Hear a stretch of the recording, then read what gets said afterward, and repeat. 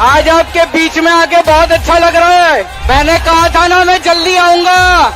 दोस्तों, अरविंद केजरीवाल को आज सुप्रीम कोर्ट से अंतरिम जमानत मिल गई है और वो आज 50 दिनों के बाद जेल से बाहर निकले हैं। जाहिर तौर पर ये उनके लिए खुशी की बात होगी और पूरी आम आदमी पार्टी के जितने भी कार्यकर्ता हैं उनमें खुशी का माहौल है, जश्न का माहौल है।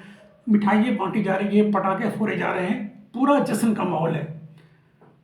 और क्या सच में ये जश्न का माहौल है केजरीवाल के लिए, या फिर उनके जितने भी नेता हैं उनके लिए जश्न का माहौल है? क्या सच में खुशी की बात है?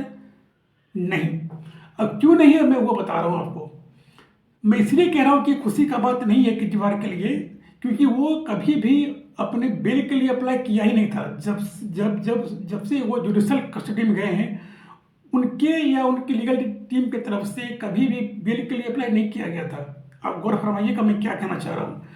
वो सिर्फ याचिका दायर कर रहे थे कि उनकी जो गिरफ्तारी हुई है, ईडी ने जो उन्हें शराब घोटाले के मामले में जो उन्हें गिरफ्तार किया है वो गैर कानूनी है, यानी कि इलीगल तरीके से उन्हें गिरफ्तार किया गया है। और इसी गिरफ्तारी को वो चैलेंज कर रहे थे, चाहे लोअर कोर्ट हो चाहे वो हाई कोर्ट हो।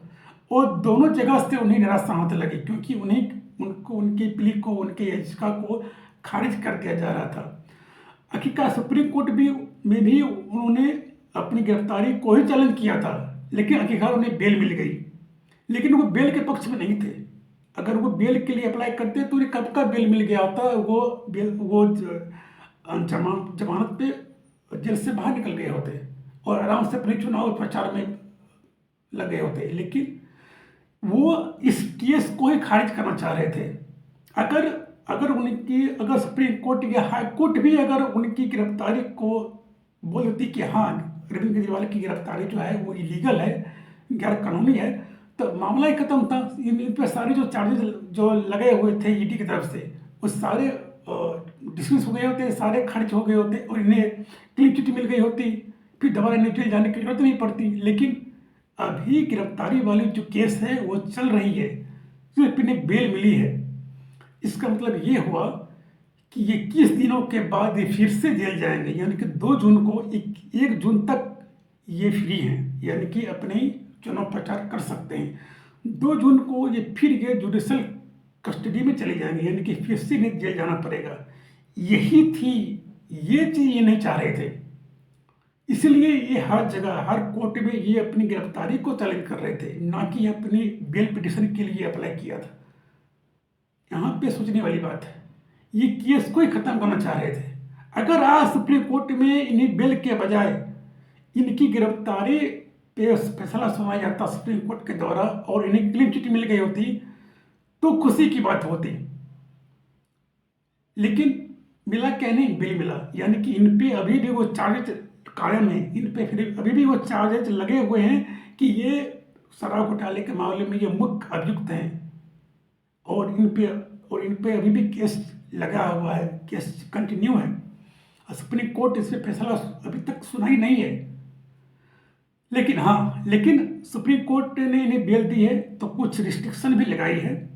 वो रिस्ट्रिक्शन यह है कि ये सीएम ऑफिस नहीं जाएंगे, ना ही किसी डॉक्यूमेंट पर साइन करेंगे। जब तक कि वो डॉक्यूमेंट जरूरी ना हो तब तक ये किसी भी डॉक्यूमेंट पर साइन नहीं करेंगे, किसी भी गवाह से नहीं मिलेंगे।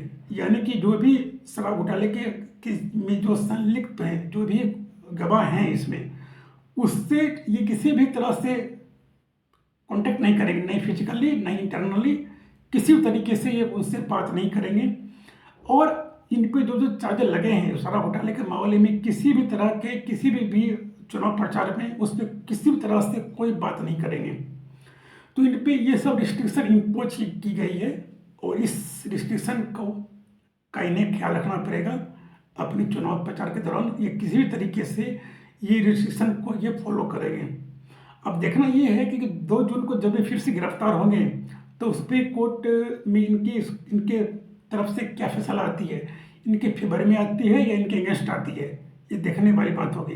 फिलहाल ये कुछ खुशी की बात है कि ये चुनाव प्रचार कर सकेंगे, लेकिन उतनी भी खुशी की बात नहीं है जितनी खुशी की बात तब होती जब इन्हें क्लीन चिट मिलती। फिलहाल कहते हैं कि something is better than nothing, यानी कि कुछ, चलो कुछ आशा की किरण मिल गई है, कुछ जेल से बाहर निकले 50 दिनों के बाद, अभी चुनाव प्रचार कर सकते हैं। जो भी इस केस से जुड़ी जानकारी होगी मैं आपको पल पल देता रहूँगा। तब तक के लिए इस चैनल से जुड़ सकते हैं। मेरी वीडियो अच्छा लगे तो जरूर लाइक करें, सब्सक्राइब करें, कमेंट भी कर सकते हैं। शुक्रिया, धन्यवाद।